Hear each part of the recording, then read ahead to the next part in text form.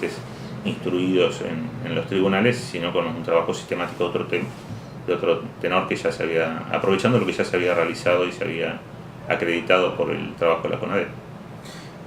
Claro, entonces ustedes... Trabajo que además se había apoyado sobre todo la información que habían obtenido los organismos de derechos humanos. Claro. Durante la dictadura, por ejemplo, la PDH recibía las denuncias, las registraba y las guardaba en un legajito, y con ello hacía presentaciones, peticiones, reclamos internacionales, todo lo que podía, y denuncias en los tribunales, y toda esa información quedaba recopilada en los organismos que también colaboraban. No todos, algunos mandaron sus archivos, otros no sabemos ni siquiera si tenían archivos, porque nunca los entregaron. Por ejemplo, Madres nunca entregó ninguna colaboración durante los juicios, no sé si ahora colabora o no, pero en aquella época no entregó ninguna información de la que pudiera tener. Ah, ¿no? No. La posición de Madres durante los juicios era: con vida se los llevaron, con vida los queremos. Claro. Que entonces era una consigna que no permitía absolutamente nada. Sí, bueno, por eso. Había, O sea, en realidad Madres sigue siendo la consigna de aparición con vida, ¿no? O sea, sí, por supuesto, ya es de cumplimiento imposible. Claro, pero bueno, nada, está bien. Que está muy bien para sostener la militancia. Lo que no estuvo nada bien es que no colaboraron en la investigación, pero bueno, la PDH colaboró ampliamente, la Liga Argentina, que también es muy sistemática para guardar información y tenía bastante información, pero en general de militantes del PCI o de determinado target, ¿no?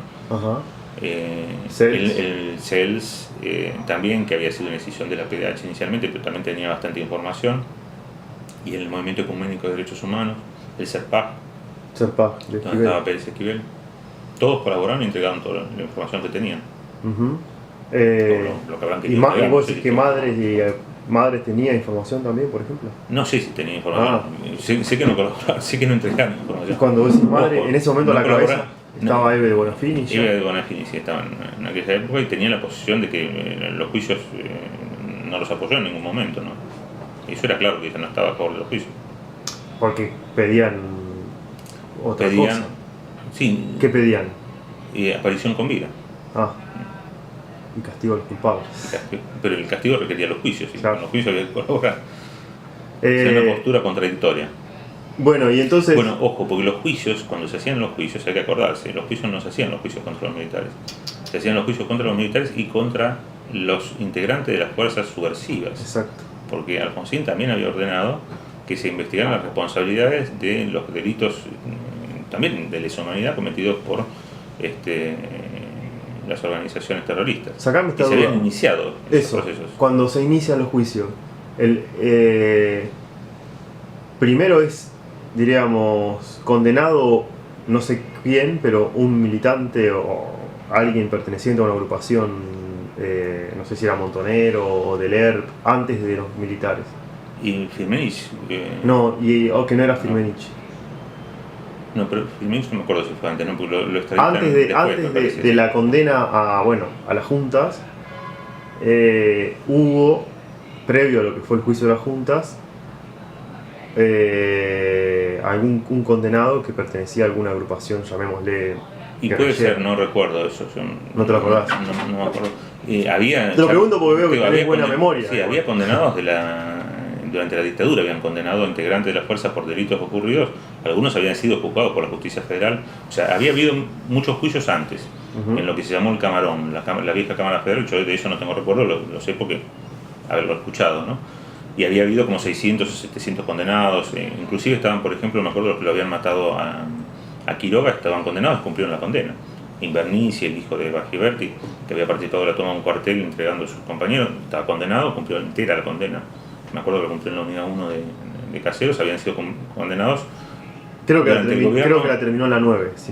Durante el gobierno de la NUCE y en el gobierno democrático del 73 al 76, y durante la dictadura siguieron algunos juicios. La amnistía había liberado a la mayoría de los condenados por esos hechos y había impedido que se investigaran los hechos anteriores al 73, la amnistía del 73. ¿No? Claro. Y después, bueno, los hechos posteriores, cada uno derivaba en una causa penal que se investigaba judicialmente. Cuando los podían detener, los detenían.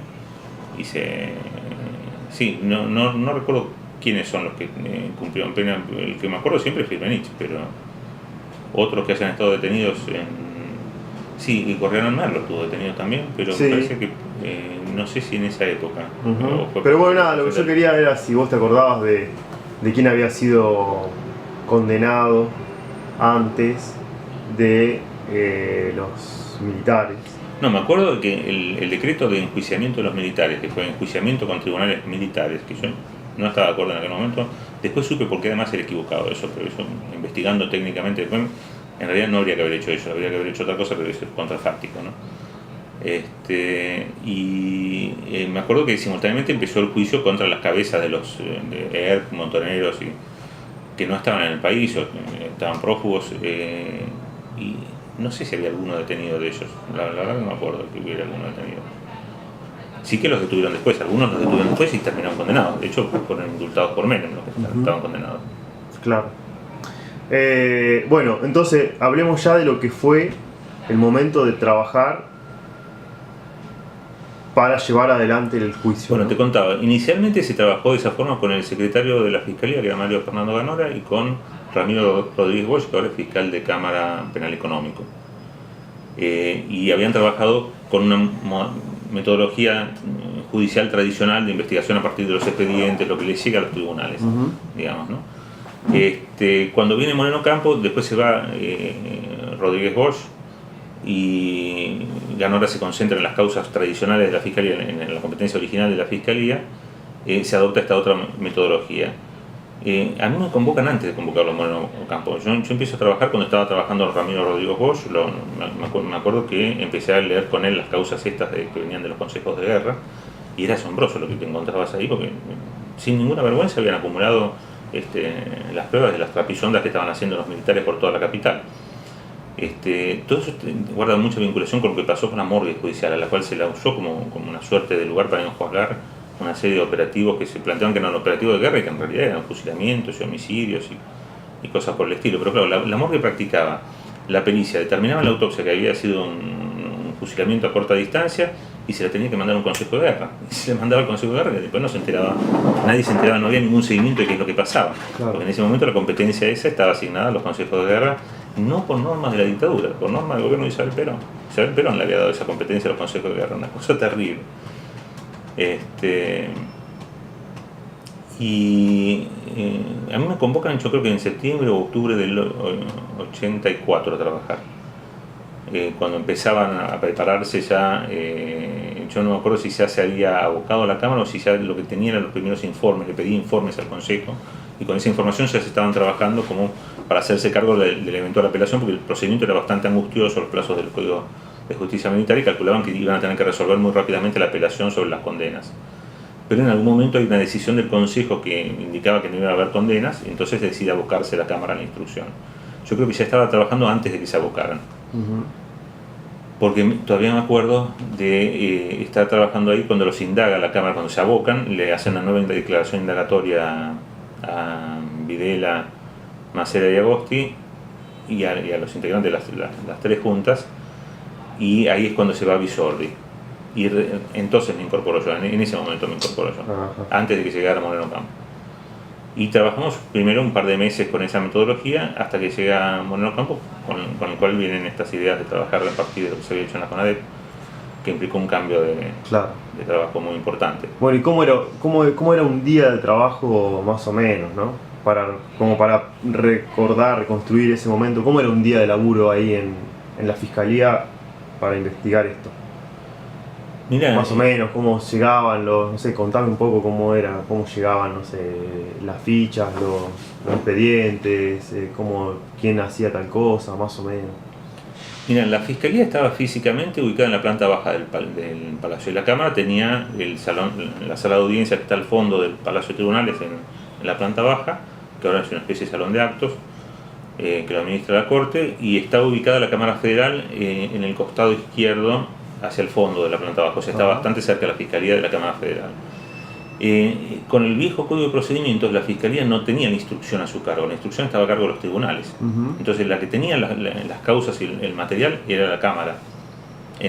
Habían armado la Sala Verde, que era un salón que tenían adentro de la Cámara, en el cual había espacio, ponerle para unos 6 escritorios, o no sé si eran no más de 6 escritorios, 3 y 3, supongo, un salón bastante grande, en el cual se apilaban los habeas corpus que habían pedido de todo el país, por ejemplo, y las causas penales que se habían instruido por distintos casos el sajón, había algunos habeas corpus que se habían tramitado en dictadura con investigaciones importantes hechas, por ejemplo, en el caso de Inés Olleros o el de Dagmar Hailing, que los había investigado como juez de habeas corpus Zaffaroni en aquel momento durante la dictadura, y había logrado acreditar un montón de cosas en el habeas corpus. Había logrado acreditar, por ejemplo, que Inés Olleros fue detenida en un colectivo, creo que era de la línea 29, que sube personal con uniforme de la Marina y que se lo llevan, y ven que se lo llevan a la ESMA. O sea, había logrado acreditar hasta el ingreso a la ESMA de la mujer. Y en el caso de Dagmar Hailing también habían tomado declaraciones a los vecinos y vieron que había habido un operativo también con personal que no me acuerdo si está identificado o no identificado, y lo que sí es seguro que le habían pegado un tiro a Dagmar Hailing y le habían metido en el baúl de un auto, o sea, tentativa de homicidio más bien clara, y se la habían llevado. Después también, no sé si ya en esa época durante la dictadura habían logrado incluso algún testimonio de haber visto adentro de la ESMA a Dagmar Hailing, que sí fue vista dentro de la Escuela de Mecánica de la Armada.